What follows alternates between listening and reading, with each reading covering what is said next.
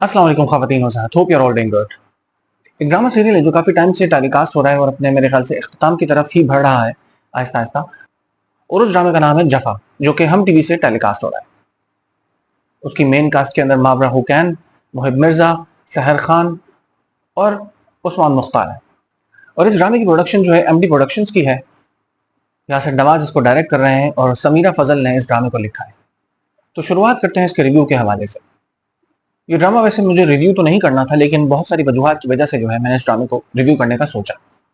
ड्रामे की शुरुआत कुछ इसी तरह से होती है कि उस्मान मुख्तार और मावरा हुसैन जो है एक दूसरे के यानी कि नुमैर और ज़ारा जो है एक दूसरे के कुलीग्स होते हैं। उस्मान मुख्तार की जो वालदा है यानी कि नुमैर की जो वालदा है उसके पीछे पड़ी हुई होती है कि तुम किसी लड़की से शादी करो, क्योंकि उसकी एज निकलती जा रही होती है। तो कहानी का सिलसिला कुछ इस तरह से स्टार्ट होता है कि उस्मान मुख्तार हैं यानी कि जो नुमैर हैं उनकी सहर से शादी हो जाती है।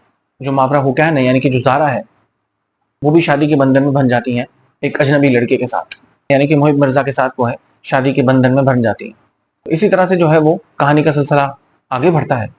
तो हसन जो है वो आहिस्ता आहिस्ता ज़ारा के सामने जो है खुलना शुरू होते हैं और पता चलता है कि वो एक साइको पेशेंट है।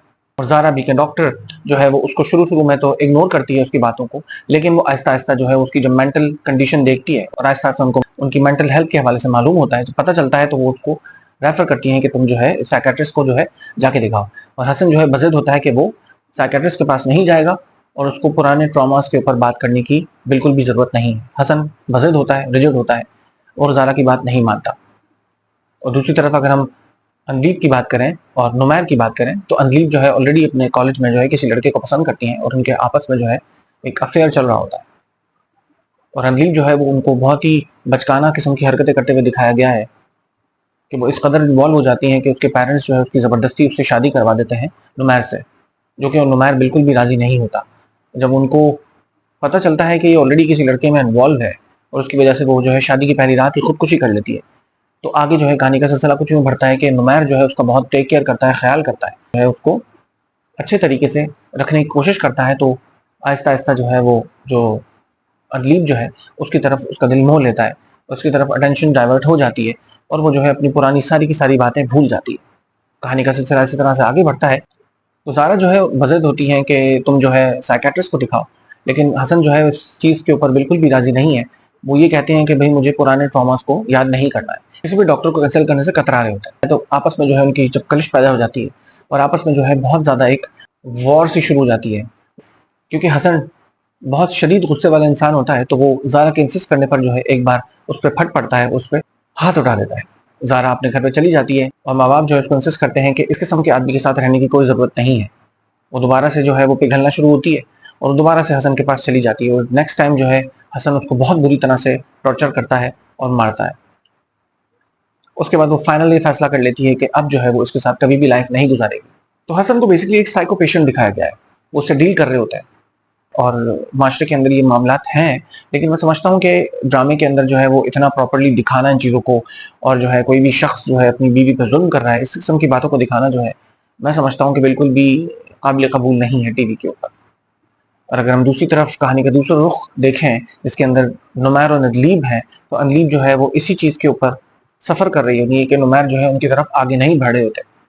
अब उनके ज़हन में क्या मामलात हैं, क्या चल रहे हैं कि वो बिल्कुल भी उनसे राज़ी नहीं है, ये कभी एकदम से अपसेट हो जाते हैं। तो इसी कशमकश के अंदर जो है पता चलता है कि सहर जो है यानी कि अदलीब जो है उनकी वाइफ़ वो है प्रेग्नेंट।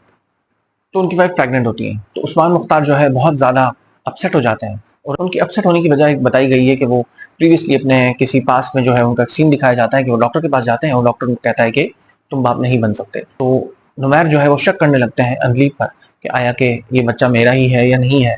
तो इस कशमकश की हालत में जो है वो उस बच्चे का डीएनए टेस्ट कराने लगते हैं। तो सहर खान को पता चल जाता है यानी कि अदलीब को पता चल जाता है और कहानी जो है वो इसी मोड़ पे आके रुकी है।